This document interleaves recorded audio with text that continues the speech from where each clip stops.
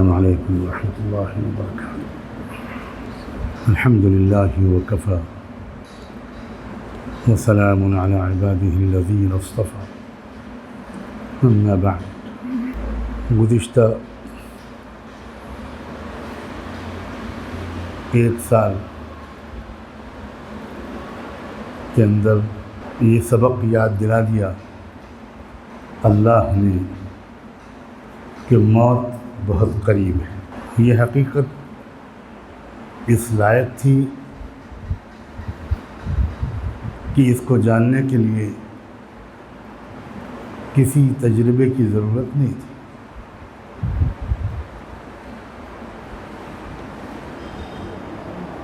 لیکن بہرحال زیادہ سمجھداری، زیادہ عقل مندی کی ضرورت تھی اس کورونا کے تجربے سے پہلے، اس حقیقت کو یاد رکھنے کے لیے کہ موت بہت قریب ہے۔ ورنہ عام طور پر ہم سب کا یہی حال ہے کہ موت کو بہت دور سمجھتے ہیں، اور کوئی 50 سال کا حساب رکھتا ہے، کوئی 60 سال کا، کوئی 70 سال کا، کوئی اس سے بھی زیادہ کا، یہاں تک کہ جب وہ 50 سال گزر جاتے ہیں تب بھی یہ احساس نہیں غالب رہتا کہ اب موت بہت قریب ہے۔ اس وقت بھی آدمی بہت امیدوں میں رہتا ہے کہ ابھی بہت وقت باقی ہے۔ لیکن یہ جو سال گزرا ہے، اس سال کا تو ایک ہی سبق ہے کہ موت بہت قریب۔ اور کیا عجب ہے کہ اس تجربے کے کرانے کے پیچھے اللہ کی ایک مصلحت یہ بھی ہو کہ موت بہت قریب۔ جو لوگ اسپتالوں میں رہے ان دنوں میں، انہوں نے تو موت کو بارش کے قطروں کی طرح برستے ہوئے اپنی آنکھوں سے دیکھا۔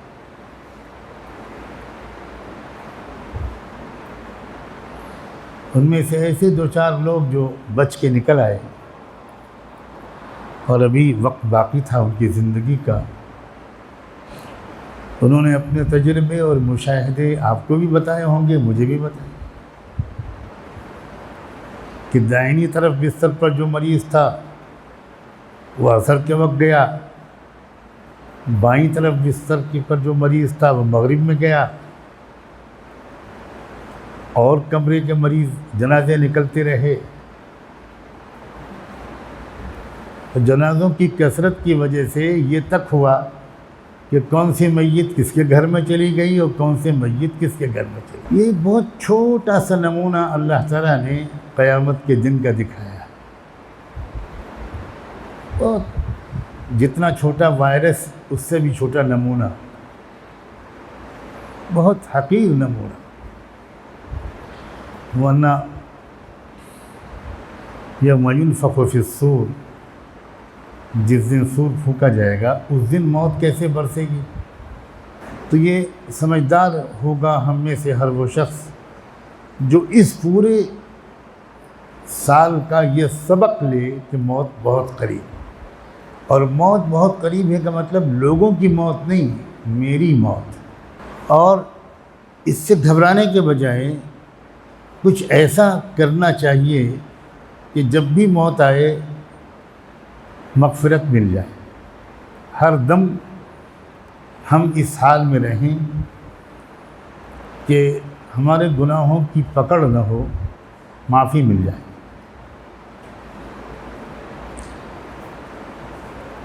سیدنا عباس رضی اللہ تعالی عنہ،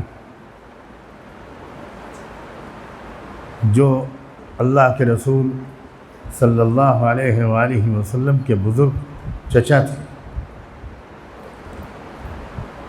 حدیث کی کئی کتابوں میں، سنن ابی داؤد، سنن ابن ماجہ، سنن ترمذی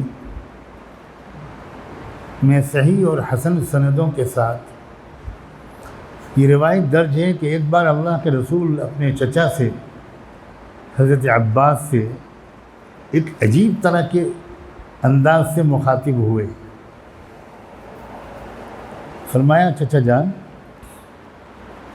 کیا میں آپ کو ایک بہت قیمتی تحفہ نہ دوں؟ الا اعطیک الا امنحک، کیا میں آپ کی خدمت میں کوئی شاندار چیز پیش نہ کروں؟ کیا میں آپ کو ایک بہت بڑی خبر نہ دوں؟ کیا میں آپ کو کوئی ایسا عمل نہ بتا دوں کہ جس کے کرنے کے بعد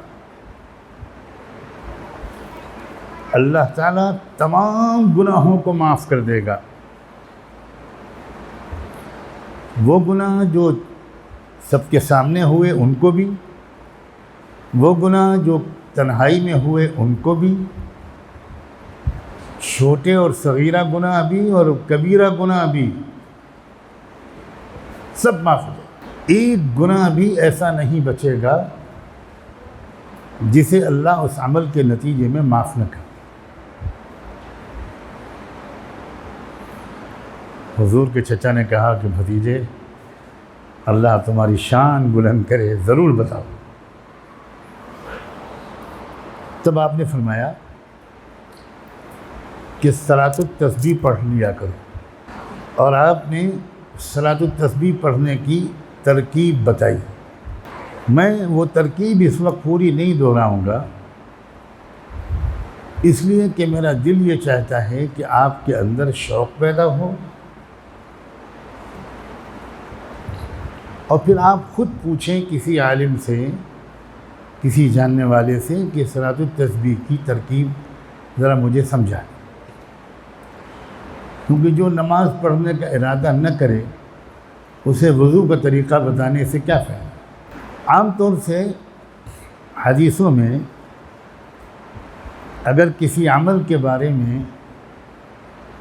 یہ خوشخبری آتی ہے کہ اس عمل کے نتیجے میں گناہ معاف ہو جائیں گے، تو ہمارے علماء احتیاط کے طور پر تشریح میں یہ کہتے ہیں کہ صغیرہ گناہ معاف ہوں گے. اکثر جگہ ہم علماء سے ایسی حدیثوں کی تشریح میں یہ سنتے ہیں، اور ٹھیک ہے، مگر اللہ کے رسول نے اس حدیث میں کوئی ابہام نہیں چھوڑا. خود فرما دیا خفیہ و جلیہ، صغیرہ و کبیرہ، سب گناہ معاف. اللہ اکبر. میں ابھی جب لکھنؤ میں تھا تو میرے ایک عزیز کا، قریبی عزیز کا انتقال ہوا. انتقال کے بعد پتہ چلا کہ پچھلے 20 سال سے روزانہ صلاۃ التسبیح پڑھنے کا ان کا معمول تھا. رشک آیا، بہت رشک. موت کے وقت کا تو کچھ پتہ ہے نہیں. اگر کوئی روزانہ پڑھ لے اور یہ ہمت کر لے، 20 منٹ لگتے ہیں عام طور پر، 20-22 منٹ، 25 منٹ بس، زیادہ سے زیادہ. 24 گھنٹے میں 20 منٹ میں یہ نماز مکمل کر کے اگر آدمی اس لائق ہو جائے کہ اسی دن بھی اگر موت آ جائے تو امید ہے کہ انشاءاللہ اللہ کے رسول نے فرمایا، اس میں شک کی کوئی بات ہی نہیں کہ اس کے تمام گناہ معاف ہو جائیں. کیونکہ یہ جو دور آ گیا اس نے بہت اس سے بڑی مدد کی یہ سمجھانے میں کہ موت بہت قریب. یہ الگ بات ہے کہ ہمارا غافل دماغ اور دل اور مزاج اس پوری وبا سے یہ سبق لینے تک پہنچ سکا ہو ہر ایک کا، تو یہ کہنا مشکل ہے۔ گھنٹوں گھنٹوں گفتگو اس پر ہوتی رہی کہ بھئی یہ انسان کا بنایا ہوا وائرس ہے یا قدرتی وائرس ہے، جبکہ اس تحقیق سے بحث کرنے والے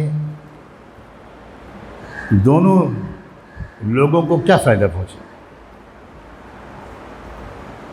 اگر یہ ثابت دونوں کے بحثوں میں ہو جاتا ہے کہ یہ مین میڈ ہے، تو کیا بگاڑ لیں گے وہ ان لوگوں کا جنہوں نے یہ وائرس بنایا؟ تو ایسی باتوں میں ہم بہت دلچسپی لیتے ہیں جن کا الٹیمیٹ کوئی فائدہ ہم کو پہنچنے والا ہے۔ اس کے بجائے یہ موضوع کہ بھئی یہ تو ثابت ہو گیا، بلکہ یاد دلا دیا اس نے کہ موت بہت قریب ہے، یہ فائدہ مند چیز ہے، کیونکہ یہ یاد آنے سے احتیاط بڑھ جائے گی، ہماری گناہوں میں کمی آ جائے گی۔ تھوڑا بیداری، تھوڑی احتیاط سے بولنا، تھوڑی احتیاط سے دیکھنا سننا، یہ آسان ہو جائے گا اگر بار بار ہم یہ یاد دلاتے رہیں اپنے آپ کو اور اپنے قریبی لوگوں کو کہ بھئی موت قریب ہے۔ کچھ لوگ اس بری مدت میں ایسے بھی رہے کہ جنہوں نے ان دنوں میں اپنے گھر والوں سے بار بار یہ کہا، یہ یاد دلایا صبح شام کہ بھئی موت قریب، تیاری ہو جاؤ، میں بھی تیار ہو جاؤں۔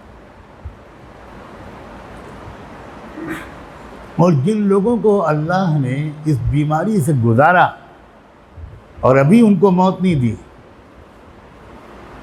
ان کے اوپر تو بالکل ہی حجت تمام ہو گئی،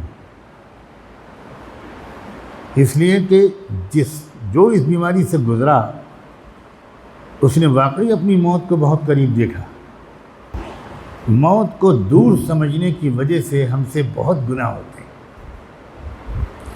ہم ٹالتے ہیں۔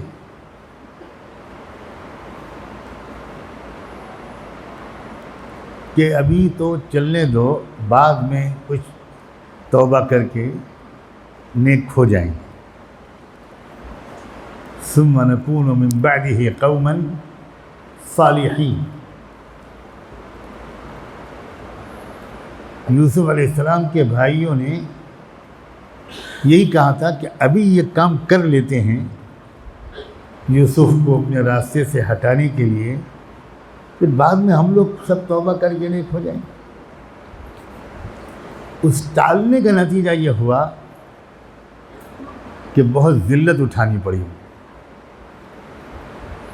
بھیک کا پیالہ لے جا کر اسی بھائی کے سامنے کھڑا ہونا پڑا۔